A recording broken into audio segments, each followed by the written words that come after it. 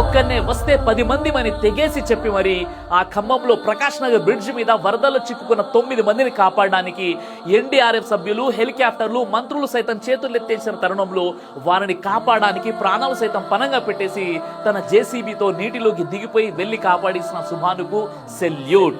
మృత్యుతో పోరాడుతూ ఆ ఆపదలో చిక్కుకున్న వారి మతాన్ని చూడకుండా మానవత్వాన్ని ప్రదర్శించేసి పోతే ఓ ప్రాణం మిగిలిపోతే ఓ 10 మంది అని ముందు వెనక తన గురించి, తన కుటుంబం గురించి ఏ మాత్రం ఆలోచించకుండా ప్రాణాలకు తెగించి జేసీబీతో నీటిలోకి దిగిపోయి 9 నిండు ప్రాణాలను కాపాడిన ఓ భారతీయ ముస్లిం సుభాన్, నీకు సెల్యూట్. కొన్ని కుహన శక్తులు ఈ వీడియోని షేర్ చేయరు, ఎందుకంటే నిత్యం మత విద్వేషాలు రెచ్చగొట్టే ఆ వేర్పాటువాదుల కళ్ళకు ఇలాంటి వారు కూడా ప్రమాదకారులుగా బహుశా కనబడుతుంటారేమో. కుల మతాలకు అతీతంగా వరదల్లో చిక్కున్న వారికి సహాయం చేస్తూ ఉండండి. సర్వే జనో సుఖినో భవంతు. జై హింద్.